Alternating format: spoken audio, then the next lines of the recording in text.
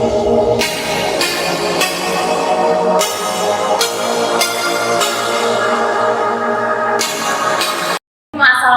warahmatullahi wabarakatuh. Waalaikumsalam. Om Swastiastu, salam budaya, namo kebajikan, salam sejahtera untuk kita semua. Selamat sore untuk bapak-bapak yang ada di sini. Syukur alhamdulillah di kesempatan kali ini kita kembali lagi ke ngobrol inspirasi. Nah, kebetulan kita sedang take videonya di sore hari ya teman-teman semua. Masih di masa puasa, kita harus tetap semangat dalam menjalankan puasa meskipun di titik-titik menjelang berbuka puasa. Kesempatan kali ini kita kedatangan tamu istimewa, tamu spesial, punggawanya SMK Negeri Jateng di semua wilayah, ya. SMK Negeri Jateng di semua wilayah. Di mana aja sih wilayahnya itu? Yang pertama, yang paling senior ya, ada di Semarang. Yang kedua ada di Pati, dan yang terakhir di Purbalingga. Tetapi untuk sejarahnya mungkin yang paling lama itu ada di Purbalingga. Nah, tanpa berlama-lama saja kita langsung sambut narasumber kita pada kesempatan kali ini. Ada 3 kepala sekolah SMK Negeri Jateng Boarding School dari mulai Purbalingga, Bapak Budi Rahwanto. Dari Semarang ada Bapak Suryono, dan dari Pati ada Bapak Hardos Jatmiko. Selamat sore Bapak. Selamat sore Mbak Rizky. Iya, saya Rizky Bapak. Terima kasih atas kehadirannya di SMK Negeri Jateng di Pati Bapak. Syukur alhamdulillah. Gimana nih Pak kabarnya? Mungkin Baik.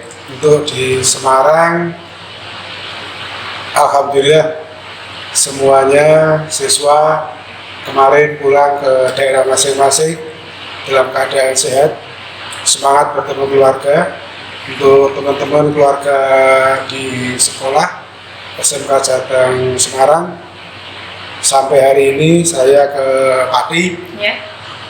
sehat semuanya. Alhamdulillah. Mudah-mudahan Mbak Rizky juga sehat, Pak Hardo di Pati. Alhamdulillah, tetap semangat Bapak meskipun menjalani puasa setelah kita kemarin 2 tahun terakhir ini pandemi ya Bapak. Kita puasanya di rumah saja, sekarang kita sudah mulai kembali aktivitas lagi. Mungkin dari Pak Budi? Untuk saya dari SMK Negeri Jateng di Purbalingga, alhamdulillah kondisi baik. Tadi saya berangkat dari Purbalingga ke Pati, meninggalkan dari Pak Hardo beberapa koordinasi PPDB ini. Dari sana jam 5 pagi sampai sini tadi jam setengah 11. Nah, untuk kondisi anak kami di SMK Negeri Jateng alhamdulillah sehat baik semuanya. Dan untuk kelas 12 baru selesai kegiatan ujian sekolah, tetapi masih di asrama, belum saya pulangkan biar betah di asrama. Nah, untuk kelas 11-nya sedang melaksanakan praktek kerja lapangan di sekitar sekolah ini. Yang biasanya itu prakteknya magang di Jakarta, karena pandemi sehingga dipraktekkan di lingkungan sekitar sekolah, ya radius 1 km. Kebetulan di SMK Jateng itu kan yang di Purbalingga kan daerah pusat industri knalpot. Nah, akhirnya anak-anak bisa titik-titikkan bengkel-bengkel knalpot itu untuk membantu pengalaman bekerja di bengkel. Dan untuk kelas 10 tetap biasa, pembelajaran biasa sesuai dengan jadwal. Alhamdulillah semuanya enjoy, apalagi dengan kegiatan kemarin itu melaksanakan ujian menggunakan sistem komputer berbasis training, atau kalau saya diganti dengan bukan CBT tapi ABT, Android based training, pakai Android. Alhamdulillah anak merasa senang karena bisa megang HP, dan sampai sekarang pun masih saya pegang HP. Akhirnya untuk kegiatan browsing kegiatan atau literasi agar anak itu punya wawasan yang lebih luas untuk belajar. Itu tuh kondisi seperti itu. Kalau ini ya berdoa bersama Pak Tato, Pak Sri dan Mbak Rizky juga bisa sampai ke SMK Jateng Pati bisa bersilaturahmi dengan Mbak Rizky. Luar biasa semangatnya dari subuh ya Bapak. Iya, dari subuh. Malah persiapannya nggak dari subuh. Dari seminggu yang lalu. Jam 3 pagi udah mandi. Jadi lagi luar biasa semangatnya Pak Budi. Lanjut Pak, mungkin dari Pati. Oh, dari Pati. Terima Iya. kasih sudah rangkul senior-senior dari SMK Jateng Semarang, Pak Sri, dari Pak Budi juga, dari Purbalingga. Alhamdulillah, terima kasih sudah rawuh, kita ngobrol. Dan kondisi siswa ini, saat ini semua siswa pulang karena memang ke sosialisasi PPDB, ke sekolah masing-masing, ke MTS itu.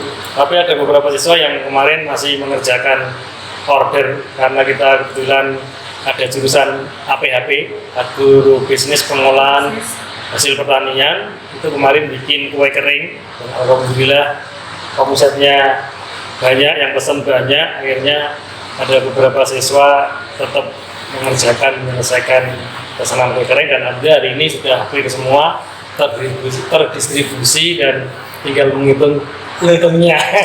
Cuan untuk lebaran ya Pak, THR. Ya, anak-anak semuanya sehat, alhamdulillah. Bapak Ibu guru semuanya sehat, alhamdulillah. Kepala sekolahnya, alhamdulillah Super.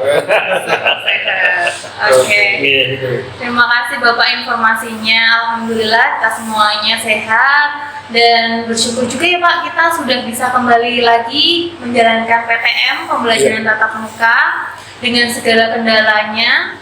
Untuk yang mau saya tanyakan lagi Bapak, kira-kira bagaimana sih Pak, Bapak ini kan kepala sekolah SMK boarding, menghadapi proses perubahan sistem pendidikan yang awalnya kemarin kita ada pandemi yang harus pembelajaran jarak jauh, kemudian siswa kembali lagi ke asrama dengan segala sistematikanya, artinya harus swab atau harus menjalankan karantina dan lain sebagainya. Proses itu pasti tidak mudah ya Bapak. Dan siswa-siswa kita yang sedang menjalankan PJJ pun juga membutuhkan banyak hal, artinya kuota, gadget dan lain sebagainya. Latar belakang SMK kita itu berasal dari keluarga yang kurang mampu. Maka kira-kira program-program yang mungkin Bapak miliki untuk mengembalikan semangat siswa untuk bisa kembali lagi ke asrama, happy di asrama, semangat belajar di asrama. Terus di masa puasa ini juga pasti ada beberapa kegiatan perubahan yang terjadi sebelum dan sesudah pandemi. Kira-kira bagaimana sih Pak ceritanya atau semangat yang Bapak berikan kepada anak-anak biar anak-anak kita di asrama itu tetap belajar dengan semangat sungguh-sungguh meskipun pemulihan ya, masa pemulihan dari kemarin PJJ ke PTM sekarang. Monggo mulai dari Pak Sri dulu yang senior. Oke, ya. Iya. Jadi gini, pandemi itu mulai masuk artinya ke ranah pendidikan itu kira-kira bulan Maret April ya. Sehingga anak-anak ini sebelum bulan-bulan itu sudah merasa atau sudah menjalani, khususnya kelas 11-12 itu sudah menjalani, menikmati kehidupan pendidikan di kampus boarding. Barangkali siswa itu sudah terasa puas, nyaman, bahkan di sekolah boarding Semarang itu sudah merasa itu tempat tinggalnya. Namun tiba-tiba pada saat itu ya karena dulu ada pandemi COVID, sehingga dengan penanganan yang jeli dan sebagainya, kita semua tahu pernah waktu itu adalah kita ada kasus, kemudian kita ada tracing secara konsisten, sehingga menjadikan sebuah booming bahwa di SMK Jateng ada 175 dari sekian anak 320 yang positif gitu ya, dari tracing. Nah ini dari sini juga anak-anak merasa terkejut, dan dari kita juga sama, bahkan secara nasional hampir tahu semuanya. Tapi sebetulnya dari sini bagi saya selaku kepala sekolah yang menyelenggarakan pengelolaan waktu itu, bagi saya nyaman-nyaman saja, karena kita melaksanakan itu dengan baik. Tiba-tiba anak harus pulang dan lain sebagainya, terus kita layani dengan pendidikan secara jarak jauh dengan daring.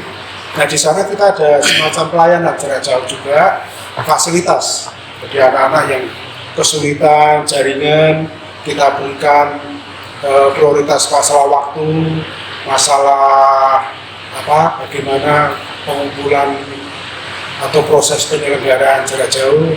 Yang kesulitan tablet atau HP, kita berikan, kita kirimkan, kita pinjami itu ya. Jadi selama pandemi itu kita memang banyak sekali perubahan-perubahan pola pikir, penyelenggaraan atau layanan kepada siswa, baik itu pelayanan metode pembelajarannya, sarana-sarana prasarana pembelajarannya, itu ya katakan guru itu kan istimewa gitu ya, bisa membuat cerita, membuat sebuah perjalanan atau kegiatan KBM itu kan harus aktif gitu.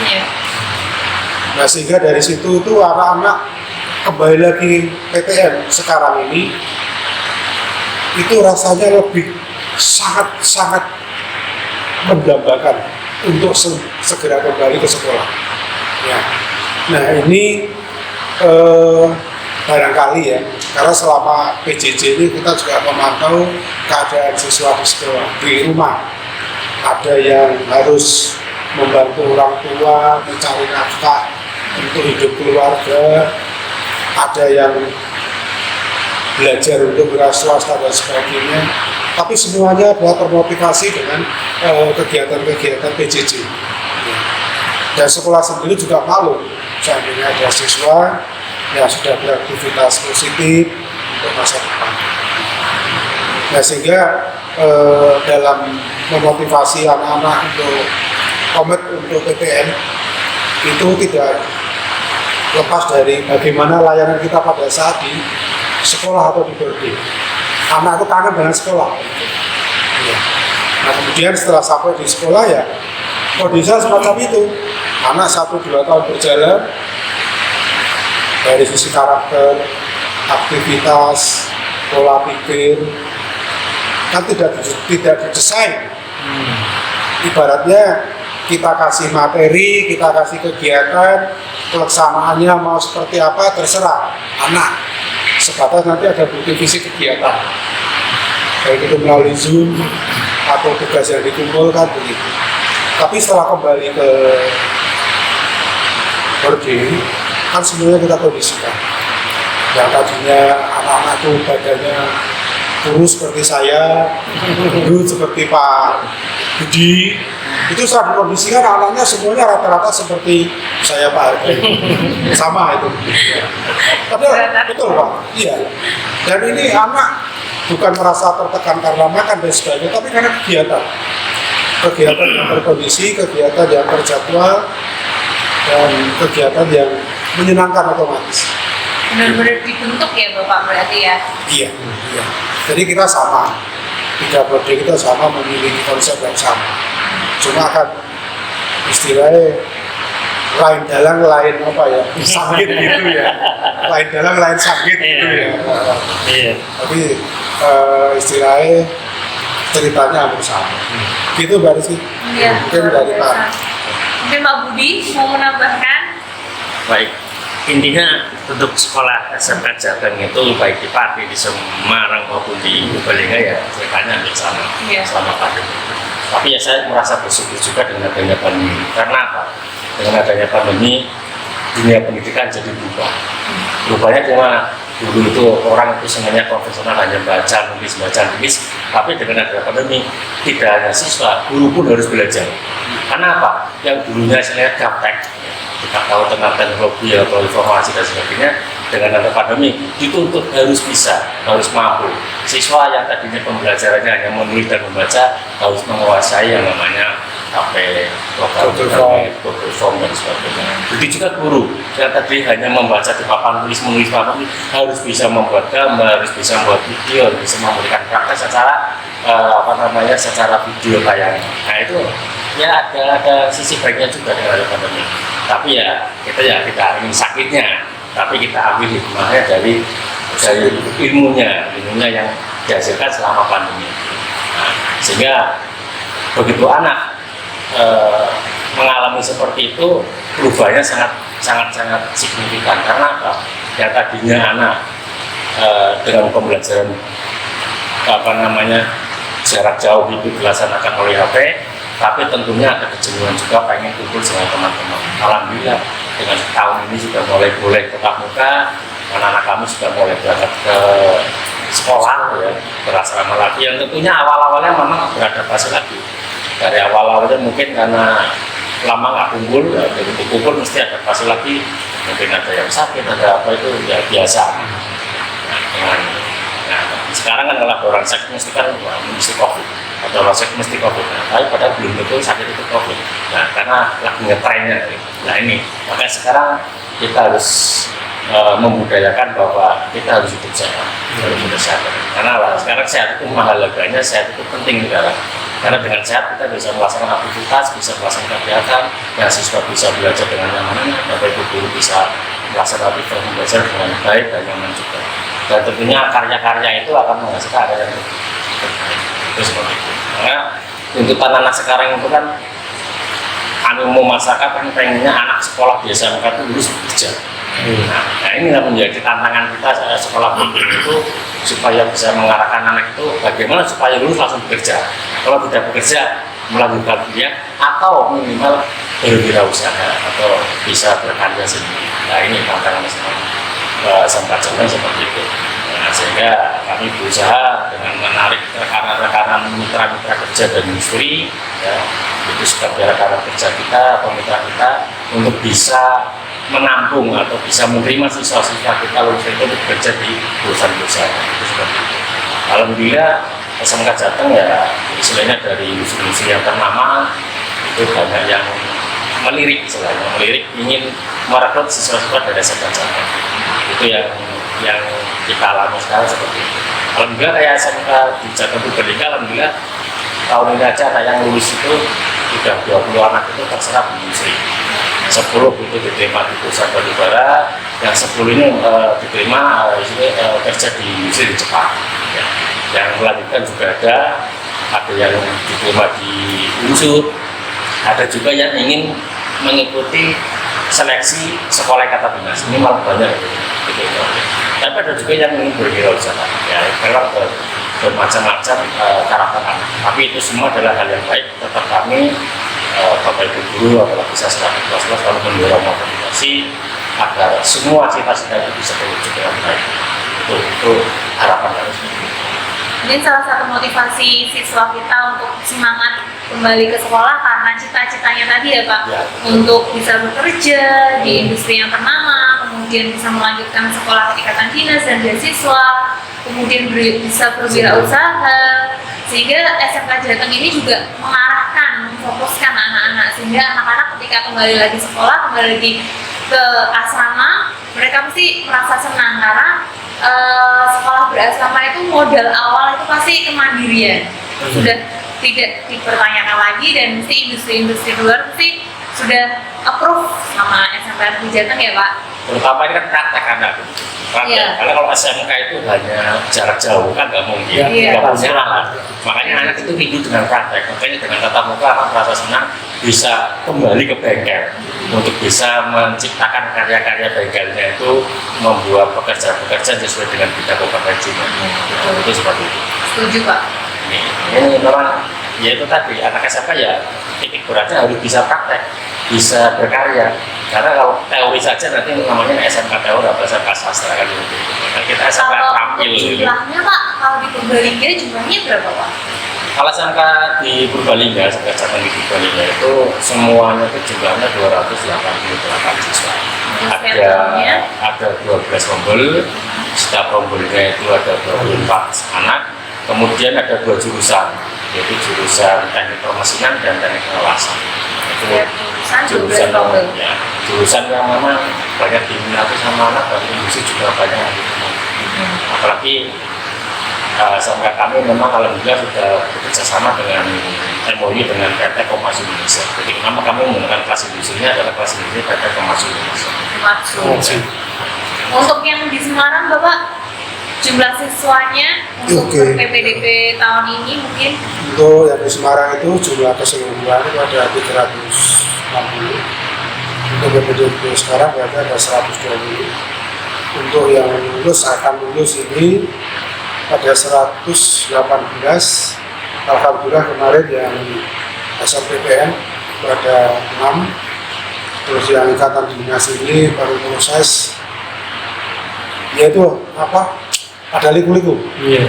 Jadi anak-anak yang diterima di SNPTN itu banyak yang kendala, jadi tidak harus langsung gratis, tapi kan harus membayar ini, membayar Pendaftaran, Bang.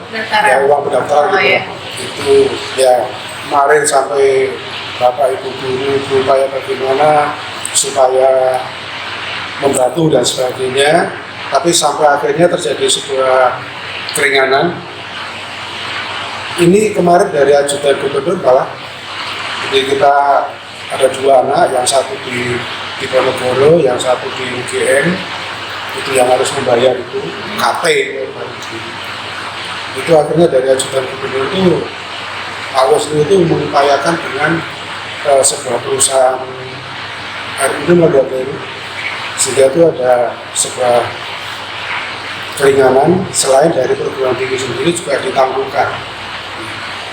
Kemudian kalau siswa yang sudah direkrut dari 120 ini kemarin juga ada 10, kemudian yang 8 itu di Batubara, bukan di Batubara, tapi di PT Buma. Ya, satu di Kokaku, PT Buma, kemudian yang satu lagi adalah yang rekrutan di perusahaan magang ke Jepang melalui JIEK, bukan JIEK.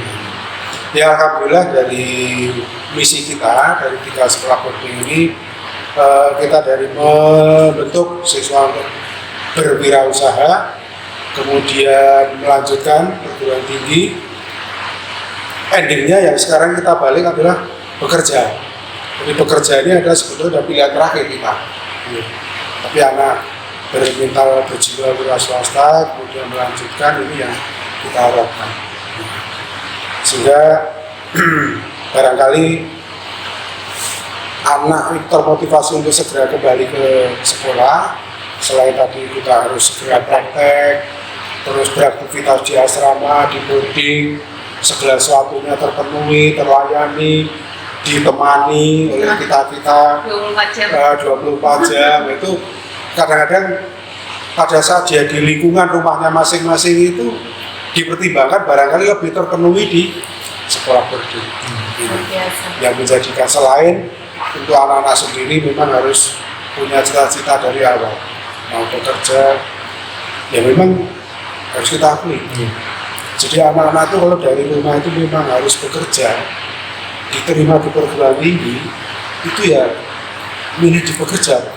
Jadi kemarin ada anak yang diterima di perguruan tinggi itu, kalau nggak keliru mungkin UNES ya salah satunya, itu diterima SNPTN sama diterima bekerja. Ini anak ini memilih yang bekerja. Dan guru-guru BP terutama ini yang memberikan semacam bimbingan bahwa bekerja itu rata-rata sekarang ini yang kita masih sifatnya kontrak ya. Kontrak 2 tahun ya. Tapi kalau bisa melanjutkan di perguruan tinggi ini kan punya nilai sendiri. Ya akhirnya anak ini bisa merubah mindset. Ya tadinya harus bekerja begitu, tapi dia dengan ada pandangan-pandangan dia akhirnya ini saya kira sama. Tadi sudah menjelaskan bercerita panjang lebar loh Pak ya, dari Purbalingga, Semarang ini dari Pati. Kalau Pati jumlah siswanya paling sedikit ya ini, dibandingkan ini karena hanya 144 semuanya dari kelas 10, kelas 11, kelas 12. Mudah-mudahan nanti tahun depan dari pemerintah Provinsi Jawa Tengah berkenan untuk menambah jumlah itu. Amin. Supaya bisa ke setidaknya 216 lah, biar menjadi jumlah yang standar untuk SMK. Seperti itu diharapkan nanti bisa bertambah rondenya. Kalau masa pandemi yang dulu PJJ ke PTM, saya kira memang sama seperti disampaikan teman-teman semua, bahwa harus ada satu peningkatan kompetensi sehat namanya. Ya kan, dengan pandemi itu siswa harus mampu meningkatkan kompetensi sehat, karena kompetensi sehat itu dibutuhkan di kerja dimanapun, ya, kuliah apapun. Sekarang hasil positif, ya, apa menjadi ketakutan? Iya, bagaimana kita tetap sehat, ya kan? Bagaimana kalau kita kena COVID, bagaimana solusinya? Nah, siswa harus punya seperti itu untuk memang depan itu. Kalau saya pribadi memang, secara pribadi saya untuk pendidikan tidak bisa dipermainkan antara on off semaunya. Itu menurut saya pribadi saya nggak setuju. Jadi ya sebagaimana ibaratnya sebuah perjalanan, kalau jalan itu hanya lurus-lurus saja, apa sih tantangannya? Seperti itu. Saya kira kita dengan pendidikan harus meng-fight seperti itu. Saya kira itu ya untuk sikap yang terhadap pandemi. Terus yang harus kita antisipasi adalah ketika PJJ, ketika siswa di rumah, itu kan ini berlawanan dengan kondisi boarding ya. Boarding itu harusnya kan di sekolah, di asrama kan gitu. Nah, ketika siswa itu di luar, otomatis dengan cukup waktu yang lama, berbulan-bulan, sewu. Karena SMK Jateng kan mengutamakan karakter yang unggul ya, karakter yang memang kita harapkan. Dengan ini kan memang harus kita siapkan strategi supaya kembali menjadi siswa yang berkarakter unggul. Contohnya pendidikan istilahnya pendidikan dasar kepemimpinan yang menjadi rohnya SMK Jateng ketiga-tiganya kan dilaksanakan. Terus yang lebih penting ini bagaimana nanti untuk kedepannya menjadikan sekolah itu SMK Jateng yang boarding ini itu memang tanpa ada pelanggaran. Tanpa ada pelanggaran gitu di sekolahannya, nyaman, tanpa ada hukuman, tapi kesadarannya memang luar biasa. Sehingga yang jauh ini pemerintah sudah mahal-mahal membiayai kita gitu, bagaimana dana yang cukup besar ini bisa lebih optimal sehingga benar-benar lahir alumni-alumni yang memang berkarakter unggul, tentunya religius seperti itu, kompeten dan diterima bekerja kalau memang yang bekerja, ya. Yang kuliah tentunya tidak sembarang kuliah yang berbeasiswa atau kuliah yang kedinasan, ya, atau bidik misi tentunya misalnya seperti itu, atau yang memang berjiwa wirausaha. Ini alhamdulillah dari Padi juga seperti di Purbalingga sama Semarang ada beberapa alumni yang mendampingi adik-adiknya. Terima kasih untuk alumni, ya. Yang dari Jepang kemarin datang juga memotivasi adik-adiknya.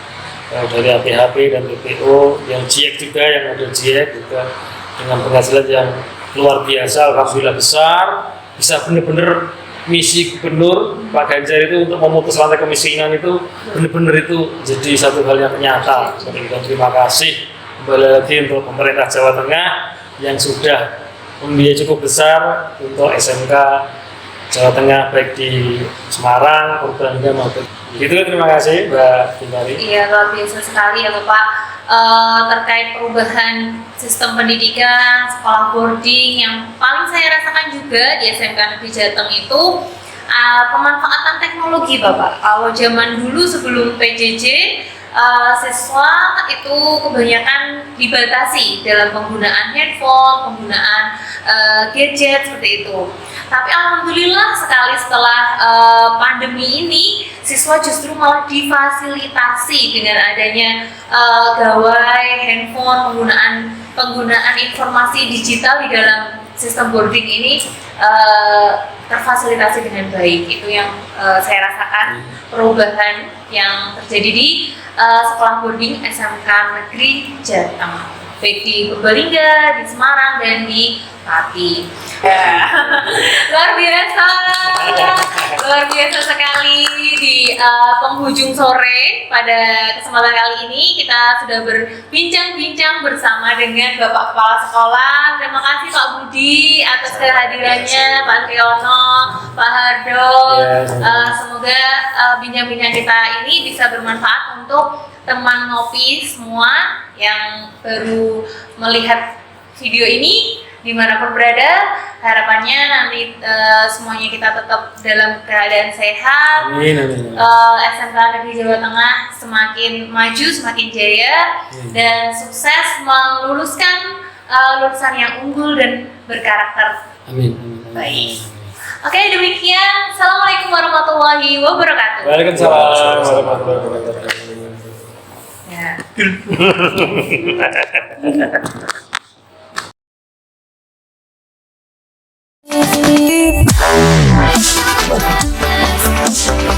Wow.